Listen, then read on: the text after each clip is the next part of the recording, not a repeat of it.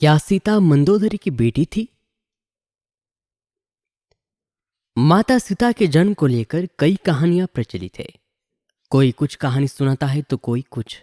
इसलिए साफ साफ कहना मुश्किल है कि सीता की माता कौन थी।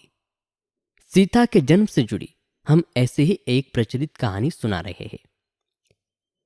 एक बार लंकापति रावण के तपस्या से प्रसन्न होकर भगवान ब्रह्मदेव ने उसे वरदान मांगने को कहते हैं। रावण उनसे अमर होने का वरदान मांगता है। ब्रह्मा जी उसे अमर होने के अलावा कोई दूसरा वरदान मांगने को कहते हैं। रावण वरदान में मांगता है कि मुझे सुर, असुर, पिशाच, नाग, किन्नर या अप्सरा कोई भी न मार सके। रावण मनुष्य द्वारा न मारे जाने के बारे में नहीं बोलता, क्योंकि वह मनुष्य को तिनके के समान समझता था। वरदान पाने के बाद रावण हर तरफ तबाही मचाना शुरू कर देता है। एक दिन वह दंडकारण्य नामक जगह पहुंचता है, जहां पर ऋषि मुनियों का निवास था। रावण को ऋषि मुनियों को मारना उचित नहीं लगा, लेकिन वो उन ऋषि मुनियों के रक्त को एक कमंडल में भरकर साथ में ले जाता है।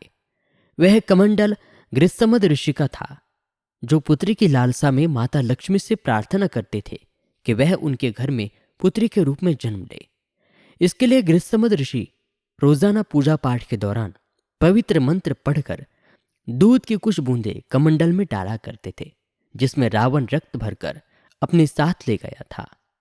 रावण कमंडल को लंका ले गया और वहां पहुंचकर कमंडल अपनी पत्नी मंदोदरी को देकर कहा, यह विषैल रक्त से भरा है, इसे संभाल कर रखना और किसी को मत देना। कुछ दिन बाद विहार के लिए रावण किसी पर्वत पर चला जाता है। मंदोदरी को इस तरह रावण का जाना अच्छा नहीं लगता और वो मृत्यु प्राप्त करने के लिए कमंडल में भरे विष का पान कर लेती है। कमंडल के रक्त को पीने के कुछ समय बाद मंदोदरी गर्भवती हो जाती है। गर्भवती होने के बाद मंदोदरी घबरा जाती है कि महल में मौजूद अन्य लोग उसके बारे में क्या सोचेंगे। फिर मंदोदरी तीर्थ यात्रा का नाम लेकर कुरुक्षेत्र चली जाती है। वहां पर मंदोदरी एक बच्चे को जन्म देती है, लेकिन लोक लाज के चलते वो उसे एक कलश में रखकर जमीन में दफना देती है। कुछ दिनों बाद राजा जनक भी कुरुक्षेत्र जाते हैं और जब वह जमीन में हल चलाते हैं तो उन्हें वहां पर कलश मिलता है, जिसमें मंदोदरी ने बच्चों को रखा था।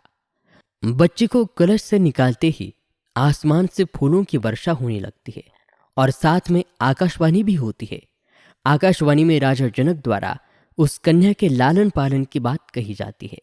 हल के सीध यानी हल के आगे का नुकीला भाग उससे टकराने की वजह से कलश मिला था, इसलिए राजा जनक ने कन्या का नाम सीता रखा। और इसी के साथ ये कहानी यहां पर समाप्त होती है।